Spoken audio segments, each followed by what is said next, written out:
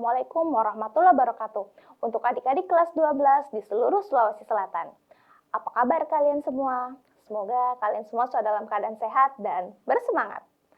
Juga kepada Bapak dan Ibu guru yang selalu setia mendampingi adik-adik kita belajar, saya ucapkan terima kasih banyak dan semoga Bapak dan Ibu selalu sehat walafiat.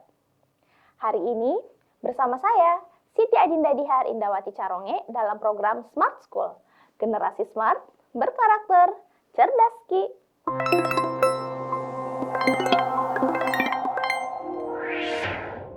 Oke, hari ini kita akan membahas prediksi tes kemampuan akademik untuk bahasa Indonesia tingkat lanjut. Wah, kira-kira soal-soal seperti apa yang akan kita hadapi pagi hari ini? Yuk, kita bahas bersama-sama. Oke, yang paling pertama di sini kita langsung dihadapkan dengan sebuah teks proposal kegiatan. Nah, proposal kegiatannya ini berjudul Pengelolaan Limbah Elektronik dan Pemberdayaan Ekonomi melalui program yang bernama Gawe Bijak. Pertama, coba kita lihat dulu permasalahan dan konteksnya. Peningkatan penggunaan gawe dan perangkat elektronik secara masif berbanding lurus dengan melonjaknya volume limbah elektronik atau e-waste di kawasan urban. Data Kementerian Lingkungan Hidup dan Kehutanan atau KLHK 2023 mencatat produksi limbah elektronik nasional mencapai 2 juta ton per tahun, dengan 65% diantaranya berasal dari kota metropolitan. Sayangnya, pemahaman masyarakat mengenai bahaya logam berat dari limbah ini sangat minim. Di sisi lain, angka pengangguran lulusan SMK teknik di perkotaan yang masih berada di angka 11% menunjukkan adanya potensi sumber daya manusia atau SDM teknis yang belum terserap industri. Oke, selanjutnya ada usulan program. Usulan programnya, menanggapi masalah lingkungan dan ketenaga kerjaan tersebut, kami mengajukan program bernama Gawe Bijak. Program ini akan melatih dan memberdayakan 300 pemuda lulusan SMK di 10 kecamatan perkotaan selama 3 bulan. Fokus kegiatan mencakup 3 tahap. Yang pertama ada pelatihan reparasi atau refurbish, gawe dan komputer bekas layak pakai. Yang kedua, edukasi pemisahan komponen beracun untuk diserahkan ke bank sampah khusus. Dan yang ketiga, penjualan kembali perangkat hasil reparasi melalui platform Niaga L atau e-commerce. Kemudian ada urgensi dan pendanaan. Nah, di sini program ini sangat mendesak karena limbah elektronik yang dibuang ke TPA biasa berisiko mencemari air tanah secara permanen. Program Gawe Bijak membutuhkan pendanaan sebesar 350 juta yang diusulkan kepada Kementerian Kominfo dan dana CSR perusahaan teknologi. Dana tersebut akan dialokasikan untuk pembelian alat selfish atau toolkit, penyewaan balai kerja, serta mendatangkan mentor ahli. Program ini diproyeksikan mampu mengurangi 5 ton limbah elektronik tingkat kecamatan dalam sebulan, sekaligus mendukung terwujudnya Sustainable Development Goals atau SDG poin 12 atau konsumsi dan produksi yang bertanggung jawab. Oke, di sini kita sudah tahu ya isi dari proposal kegiatannya. Sekarang apa saja pertanyaannya? Oke, yang pertama, hubungan koherensi antara paragraf 1 dan paragraf 2 adalah, nah di sini yang diminta hanya di paragraf 1 dan di paragraf 2-nya ya. Coba kita lihat yang alfa. Perbandingan antara total limbah elektronik nasional dengan jumlah gawai yang diperbaiki. Oke, kalau kita perhatikan baik-baik, di sini tidak ada yang membahas untuk paragraf 2 ya, tentang limbah ya. Limbah itu adanya hanya di paragraf 1 saja. Di sini dia mengatakan limbah produksi elektronik nasional mencapai 2 juta ton per tahun, yang 65% diantaranya berasal dari kota metropolitan. Dia memang menyebutkan nih di paragraf 1 tentang limbah, tetapi sayangnya tidak ada perbandingannya. Dia hanya menyebutkan 65%-nya itu berasal dari kota metropolitan, ya. Jadi, kalau kita lihat alfa ini sudah pasti salah karena dia tidak lengkap, ya.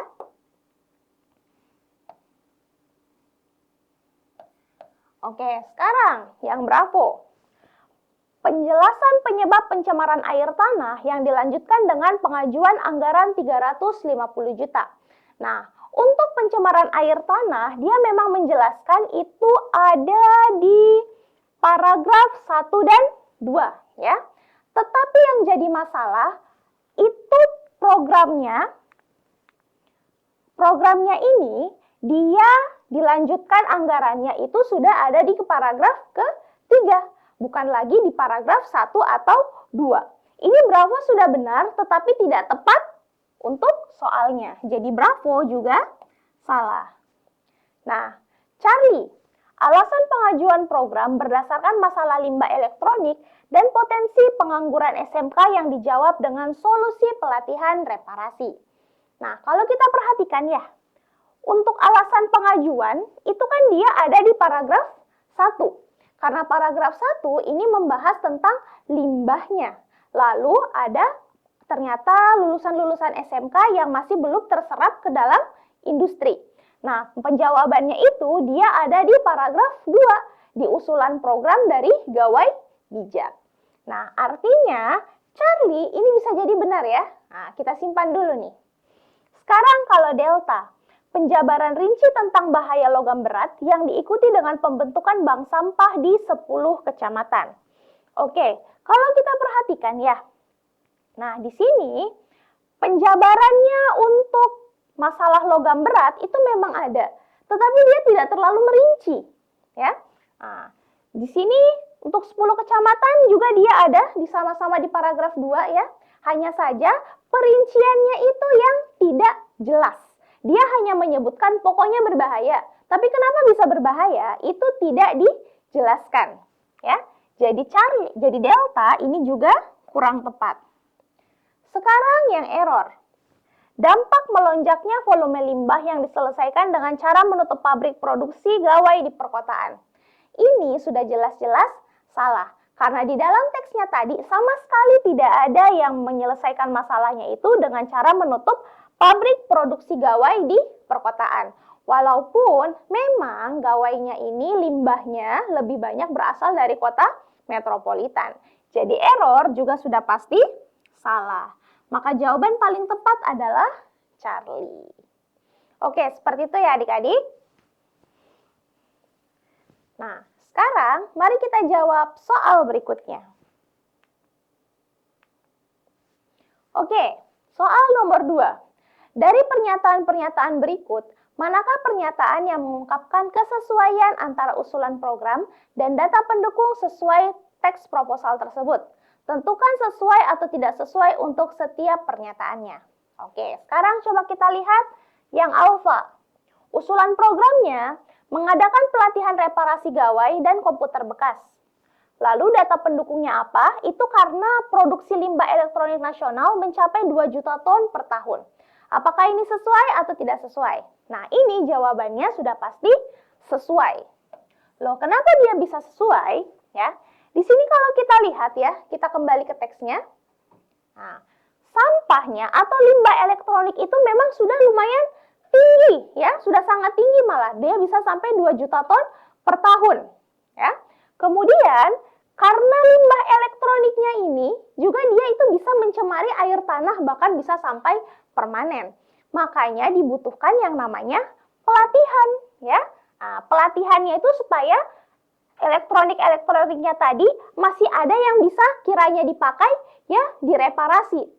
Sehingga bisa mengurangi angka produksi limbahnya. Makanya ini dia sesuai, ya. Sekarang yang Bravo, usulan programnya mengajukan pendanaan sebesar 350 juta. Data pendukungnya apa? Itu karena 65% limbah elektronik berasal dari kota metropolitan. Apakah ini sesuai atau tidak sesuai? Nah, ini jawabannya tidak sesuai. Wah, mengapa dia tiba-tiba jadi tidak sesuai? Oke, kalau kita kembali lagi pada teksnya. Nah, di sini kalau kita perhatikan ya, dana 350 juta ini di paragraf ketiga, ini buat apa? Dia itu diusulkan kepada Kementerian Kominfo dan dana CSR untuk apa? Dialokasikan ya atau diperuntukkan untuk pembelian alat servis atau toolkit, penyewaan balai kerja serta mendatangkan mentor ahli, ya. Jadi ini pendanaan 350 jutanya tidak ada hubungannya dengan limbah yang dihasilkan dari kota metropolitan yang sebesar 65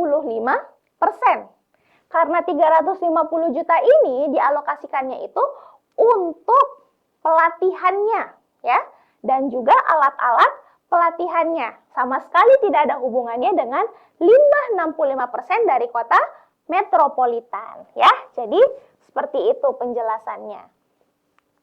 Itulah mengapa jawaban untuk Bravo dia itu tidak sesuai. Oke, sekarang yang Charlie. Usulan programnya apa?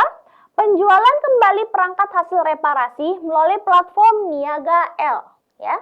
Data pendukungnya, pemahaman masyarakat mengenai bahaya logam berat sangat minim. Oke. Nah, kalau kita lihat di sini, ya. Kalau kita lihat dari teksnya, di sini masyarakat itu memang awam atau minim bahwa logam berat itu ternyata dia sangat berbahaya untuk lingkungan ke depannya. Tetapi, kalau misalnya dia penjualan kembali perangkat hasil reparasi, ini kan dikhususkan bahwa kalau kita bisa menjual kembali ya alat-alat yang kiranya masih bisa diperbaiki, itu untuk mendapat keuntungan, ya. Sementara di soalnya ini, pemahaman masyarakat mengenai bahaya logam berat sangat minim. Ini kan berarti tentang pembuangannya. Masyarakat yang hanya membuang saja sampah limbahnya itu ke TPA atau tempat pembuangan akhir tanpa mereka sadari bahwa tindakan itu sangat berbahaya bagi lingkungan. Nah, jadi antara usulan program sama data pendukungnya ini dia tidak sesuai, ya. Oke. Sekarang yang delta. Usulan programnya apa? Memberdayakan 300 pemuda lulusan SMK di perkotaan. Data pendukungnya apa? Angka pengangguran lulusan SMK teknik di perkotaan masih berada di angka 11%. Nah, ini sudah jelas ya, ini sangat sesuai. Nah, ini kalau kita perhatikan dia itu ada di paragraf 1 dan 2. Di sini kita sudah lihat ya di akhir paragraf 1. Di sisi lain, angka pengangguran lulusan SMK teknik di perkotaan masih berada di angka 11%. Oke, lalu usulan programnya ini, nah siapa yang akan diberikan pelatihan? Yaitu 300 pemuda lulusan SMK di 10 kecamatan perkotaan, ya. Nah, artinya ini sudah benar. Karena ternyata lulusan SMK-nya itu masih banyak yang menganggur, makanya diberikanlah pelatihan supaya mereka mungkin bisa membuka usaha sendiri ya, atau mungkin akhirnya dilirik sama perusahaan karena mereka sudah punya dasar atau skill yang lebih. Makanya ini sangat sesuai. Kemudian yang error. Usulan programnya apa? Mengadakan edukasi pemisahan komponen beracun. Nah, data pendukungnya apa? Limbah elektronik yang dibuang ke TPA biasa berisiko mencemari air tanah. Nah, ini juga sangat sesuai, ya. Nah, kenapa? Karena kan limbah itu pada dasarnya memang harus dipisahkan ya sebaiknya. Supaya komponen-komponen yang berbahayanya itu tidak mencemari lingkungan. Ya, apalagi kan kalau sudah di TPA itu biasanya kan tercampur-campur. Nah, antara bahaya dan tidak berbahaya, itu kan orang-orang akhirnya jadinya tidak tahu. Makanya harus ada edukasi, harus ada pelatihan ya, atau ada pengarahan. Bagaimana sih caranya atau apa saja sih komponen yang harus dipisahkan sebelum akhirnya dibuang. Makanya error ini antara usulan program dan data pendukungnya sangat sesuai. Oke, seperti itu ya adik-adik. Jadi jawaban untuk soal ini sesuai, tidak sesuai, lalu sesuai dan sesuai.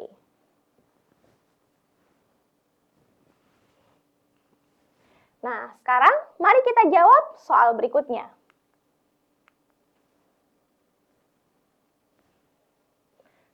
Oke, di sini mirip-mirip ya. Cuma di sini kita ditanyakan apakah dia logis atau tidak logis.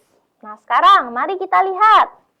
Yang alfa, pelatihan refurbish atau reparasi adalah langkah yang tepat karena memperpanjang usia gawai akan otomatis menunda perangkat tersebut menjadi sampah elektronik. Apakah ini logis atau tidak logis? Nah, ini jawabannya sudah pasti logis. Loh, kenapa dia akhirnya bisa menjadi logis? Oke, kalau perangkat kita rusak, entah itu HP atau apapun, Kalau tidak bisa terpakai lagi, banyak yang akhirnya akan langsung dibuang dan akhirnya menjadi sampah elektronik. Tapi kalau kita masih bisa memperbaiki, oh ininya masih bisa dibenerin nih atau cuma diganti aja. Akhirnya itu kan sudah pasti akan memperpanjang usia dari alat elektronik tersebut. Jadi tidak serta-merta langsung dibuang, tapi masih bisa dipakai kembali dengan sedikit perbaikan. Makanya ini akan sangat logis. Karena semakin lama dipakai, akhirnya limbah elektronik pun sudah pasti akan berkurang.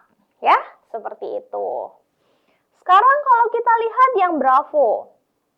Dengan adanya program ini, seluruh 2 juta ton limbah elektronik nasional akan hilang dalam waktu kurang dari 3 bulan. Apakah ini logis? Wah, ini tentu saja jawabannya tidak logis ya. Loh, kenapa tidak logis? Nah, di sini kalau kita lihat, dia mintanya seluruh limbahnya ini dalam 3 bulan, nasional ya, artinya seluruh Indonesia, hanya dalam waktu 3 bulan, itu akan langsung hilang, 0. Ini kan sudah pasti tidak mungkin. Skala nasional itu kan sudah pasti ya dari seluruh Indonesia. Tidak mungkin seluruhnya bisa langsung hilang hanya dalam 3 bulan. Pun kalau kita melihat 3 bulan ini, dia itu kan untuk masa pelatihannya, ya, bukan untuk masa menghilangkan seluruh limbah elektroniknya. Lebih-lebih di sini dia bilangnya kurang dari 3 bulan. Waduh, ini kan tidak mungkin ya.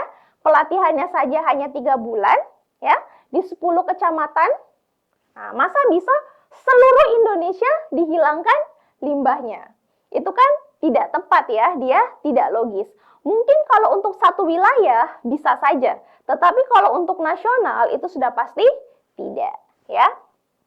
Sekarang yang Charlie. Pelibatan lulusan SMK teknik sangat efisien karena mereka sudah memiliki dasar pengetahuan teknis mekanis atau elektro, sehingga masa pelatihan 3 bulan cukup optimal. Apakah ini logis atau tidak logis? Nah, ini jawabannya sudah pasti logis ya. Loh, kenapa dia bisa jadi logis? Nah, di sini yang ditargetkan adalah SMK lulusan teknik. Nah, di sini mereka itu pasti di sekolahnya sudah diajarkan ada teknik mekanis, elektro, dan lain-lain sebagainya ya. Sehingga dengan diberikan pelatihan lagi dengan 3 bulan, mereka ini sudah punya dasar. Mereka hanya tinggal meningkatkan skillnya mereka dengan pelatihan yang diberikan. Makanya ini akan sangat optimal. Dasarnya mereka sudah kuat ditempa di sekolahnya, lalu ditambah dengan pelatihan dari ahli. Makanya ini sangat baik ya. Makanya Charlie ini jadinya logis. Oke, sekarang yang delta. Menjual perangkat hasil reparasi via Niaga L atau online memungkinkan pemuda mendapatkan keuntungan finansial sehingga menekan angka pengangguran lulusan SMK. Oke, apakah ini logis atau tidak logis? Nah, ini jawabannya sudah pasti logis ya. Kenapa dia bisa jadinya logis? Karena kalau misalnya lulusan-lulusan SMK ini yang mungkin bekerja secara mandiri, mereka punya dasar, mereka sudah diberikan pelatihan, lalu mereka mampu ya menjual hasil reparasinya mereka itu melalui via online. Apalagi kan sekarang memang online itu sudah semakin hype ya. Nah, mereka sudah pasti akan punya penghasilan sendiri, pemasukan sendiri, sehingga mereka punya keuntungan dari finansial dengan apa yang mereka lakukan tersebut. Sehingga mereka bisa menjadikannya ini sebagai pekerjaannya mereka, ya. Makanya dari sini angka penganggurannya itu bisa ditekan. Oke, jadi delta, makanya itu jawabannya dia logis. Sekarang yang error. Karena dana 350 juta berasal dari perusahaan teknologi, peserta diwajibkan menyerahkan semua keuntungan penjualan gawainya kepada perusahaan tersebut. Wah, ini dia tidak logis ya. Nah, keuntungan itu biasanya harusnya akan dibagi dua, bukan satu serta-merta diambil satu belah pihak begitu saja ya. Apalagi ada yang sudah bekerjakannya ya, ada juga yang memfasilitasinya. Otomatis mereka akan punya bagiannya sendiri-sendiri. Jadi tidak serta-merta diklaim suatu pihak tertentu. Makanya untuk error ini dia tidak logis.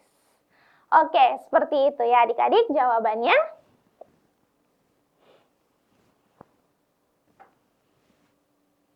Nah, sekarang mari kita jawab soal berikutnya. Oke, ternyata kita diberikan teks baru di sini ya. Nah, ini sepertinya potongan dari sebuah cerpen. Mari kita baca. Di tepi sungai yang alirannya membelah lembah berbatu, aku duduk merenung meratap riak air yang tak pernah berhenti bergerak. Gemericik air yang menabrak bebatuan menciptakan melodi alam yang seolah meredam riuh rendah isi kepalaku. Aku datang ke tempat terpencil ini untuk sejenak menjauh dari tekanan pekerjaan yang terasa mencekik, mencari ruang agar pikiranku yang kalut bisa kembali jernih. Ketenangan lembah ini bagaikan tempat bernaung, memberiku waktu untuk sekadar berdiam diri dan membasuh rasa lelah yang menumpuk. Mengamati aliran sungai yang jernih ini, mataku tertuju pada bongkahan-bongkahan batu besar di tengah arus. Permukaan batu itu tampak halus, bahkan beberapa di antaranya melekuk dalam. Di sanalah aku menyadari sebuah hukum alam yang luar biasa.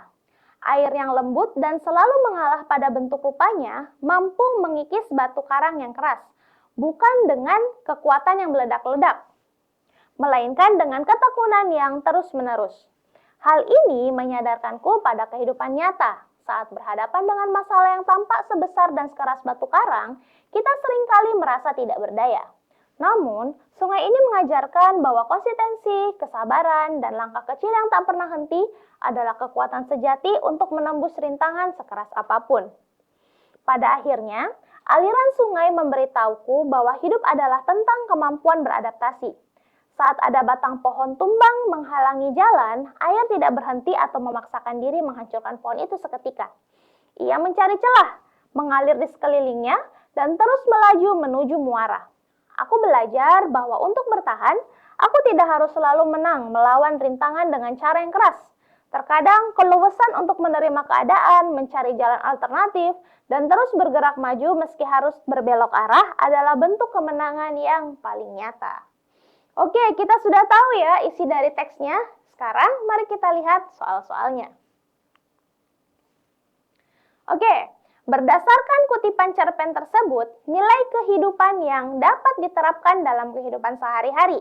Kira-kira yang mana ya? Sekarang, coba kita lihat yang alfa. Menghadapi rintangan hidup dengan emosi dan kekuatan yang meledak-ledak.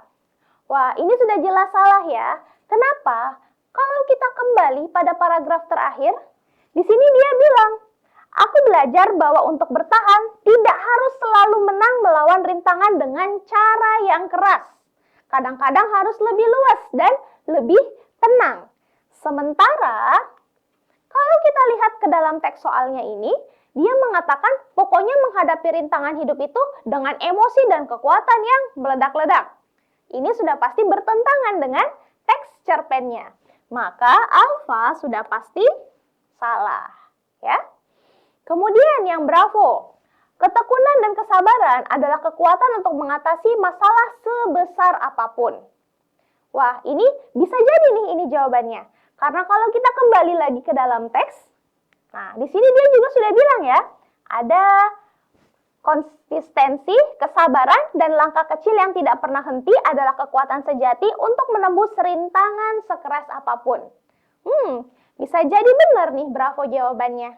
Coba kita cek yang lain dulu.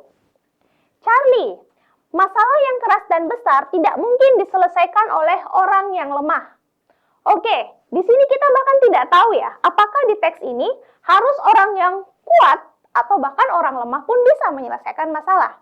Di sini kita hanya diajarkan dari sungai bagaimana menyelesaikan masalah tidak selalu harus dengan kekerasan. Tetapi kadangkala kita bahkan harus dengan kelembutan. Ya. Jadi Charlie ini sudah pasti salah. Sekarang delta. Lari dari kenyataan menuju alam bebas adalah satu-satunya cara menyelesaikan pekerjaan. Waduh, ini namanya lari dari tanggung jawab ya. Artinya sudah pasti salah nih yang delta. Sekarang yang error, memaksakan kehendak untuk menghancurkan setiap rintangan yang ada di depan mata. Wah, ini juga sangat bertentangan dengan teksnya. Karena di sini bahkan kita tidak perlu untuk memaksakan kehendak ya. Oke, jadi jawabannya ini sudah benar tadi ya. Dia ada di Bravo. Oke, seperti itu ya. Nah, sekarang mari kita jawab soal berikutnya. Oke, pada bagian air yang lembut dan selalu mengalah pada bentuk, rupanya mampu mengikis batu karang yang keras. Hal yang ingin disampaikan pengarang melalui perbandingan antara air sungai dan kehidupan. Kira-kira apa ya? Alfa, manusia yang lembut pasti akan selalu ditindas oleh lingkungan yang keras. Waduh, ini sudah jelas salah ya. Bukan berarti kalau kita itu lembut atau lemah ya, itu akan selalu ditindas oleh lingkungan yang keras. Oke, bukan ini makna dari teksnya. Kemudian Bravo, masalah hidup hanya bisa diselesaikan dengan sikap keras kepala. Wah, ini juga salah, sangat bertentangan dengan soalnya. Karena di sini dikatakan soalnya, air yang lembut dan selalu mengalah pada bentuk. Nah, artinya ini kan bukan tentang sikap keras kepala, tetapi sebuah keluasan, ya. Jadi Bravo ini juga sudah pasti salah. Sekarang Charlie, batu karang melambangkan kejahatan alam yang harus dihindari oleh manusia. Wah, ini juga sudah jelas salah. Kenapa? Karena dalam teks ini bukan berarti kita itu harus menghindari. Di sini airnya aja mengalah pada bentuk ya. Dia juga sangat lembut airnya. Jadi bukan berarti mengalah, lari bahkan ya. Jadi Charlie juga sudah pasti salah. Sekarang Delta. Konsistensi dan ketekunan mampu mengalahkan rintangan yang tampak mustahil dilewati. Wah, bisa jadi ini benar ya. Kenapa? Karena kalau kita lihat dari soalnya, air itu dia mengalah. Nah, berarti kan dia melewati celah-celahnya, ya. Nah, dia sangat konsisten, terus-menerus. Namanya saja air sudah pasti kan mengalir. Bisa jadi delta nih, karena itu melambangkan sebuah konsistensi dan ketekunan. Kalau kita konsisten, kalau kita tekun, berarti masalah yang mustahil itu bisa dilewati. Kita simpan dulu nih, coba lihat yang error. Air sungai adalah simbol kelemahan manusia yang mudah dipengaruhi keadaan. Wah, bukan ini maksud dari soalnya ya. Error juga sudah pasti salah. Maka jawaban yang paling tepat adalah delta. Oke adik-adik, jadi seperti itulah soal-soal kita hari ini. Bagaimana? Saya rasa adik-adik sudah mendapatkan pelajaran yang bagus ya. Dan ingat, jangan lupa diulang-ulangi di rumah. Oke, saya Siti Adinda Diharindawati Caronge pamit undur diri.